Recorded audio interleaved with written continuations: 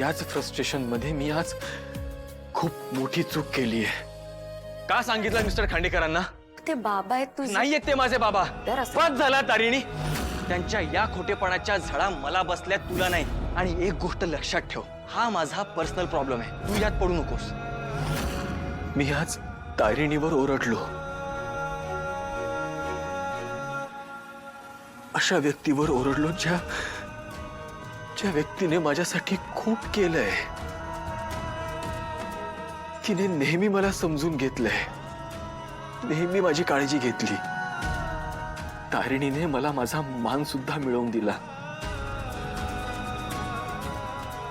पूर्ण जगाशी भांडली ती माझ्यासाठी. मी जर का उपाशी असेल ना, तर ती नेहमी मला खायला घालायची.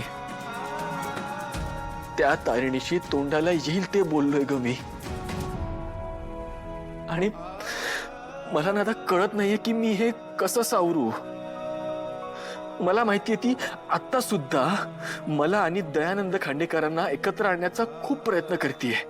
माझं कुटुंब मला परत मिळवून देण्याचा खूप प्रयत्न करतेय. पण मला नकोय ग हे सगळं. मला नकोय तो माणूस. त्या माणसाबद्दलचा राग काय आहे आणि किती आहे हे तुला माहितीये ना. आणि आज तो सगळा राग तारिणीवर निघाला. मी काय करू? मला माफी मागायची तिची. मला सॉरी म्हणायचंय तिला.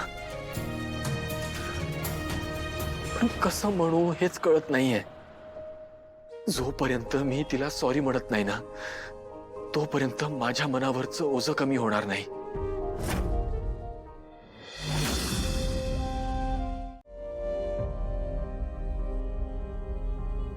मी आणि देवकी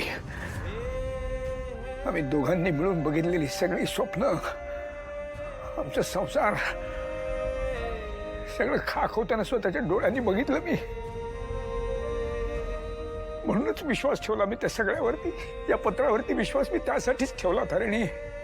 पण देवकी काकू तिथनं बाहेर पडल्या होत्या आणि सुखरूप होत्या. पण हे सगळं मला आत्ता समजतंय ना, ते सुद्धा केदार कळून.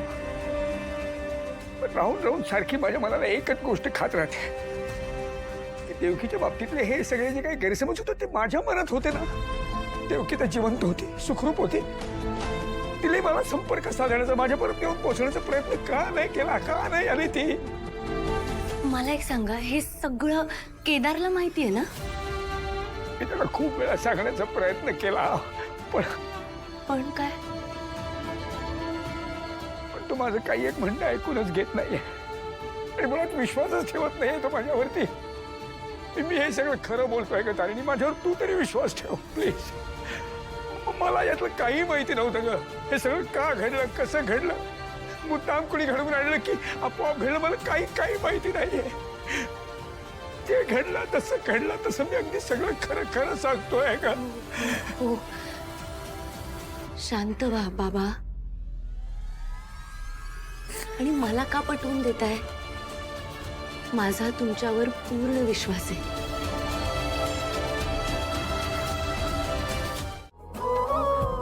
Boss, I am really sorry. मी रागाच्या भरात तुला खूप बोलून गेलो. मी माझ्या लिमिट्स पण क्रॉस केल्या आणि सगळं फ्रस्ट्रेशन तुझ्यावरती काढलं. I am really sorry. तू हे सगळं मला सॉरी म्हणण्यासाठी केलंस? तुझ्यासाठी नाही करणार तर कोणासाठी करणार मी? तुला माहिती नाहीये तू माझ्यासाठी कोण आहेस ते. तू माझी तारिणी आहेस. मला संकटातून तारून घेणारी माझी तारिणी. स्वतःपेक्षा जास्त काळजी घेणारी माझी तारिणी. सुखदुःखात नेहमी साथ देणारी माझी तारिणी. माझी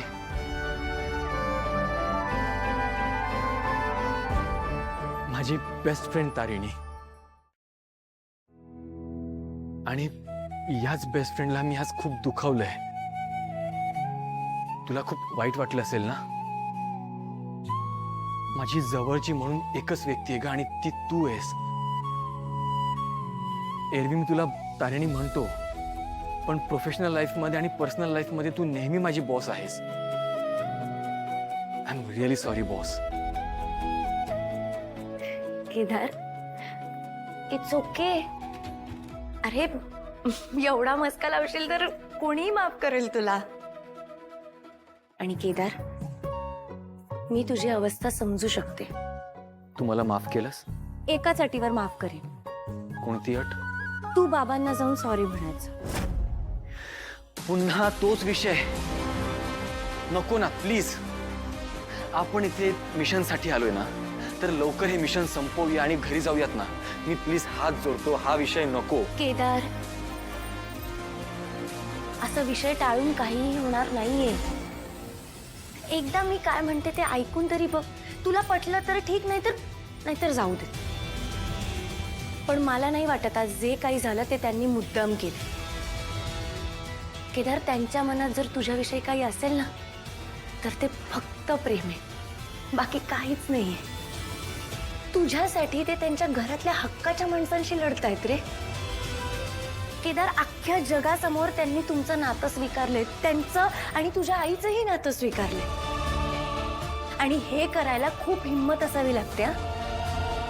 आणि त्यासाठी समोरच्यावर जीव असावा लागतो. नाईलाज होता म्हणून करावं लागलं, इच्छेने नाही केले त्यांनी. नाही, असं अजिबात नाहीये.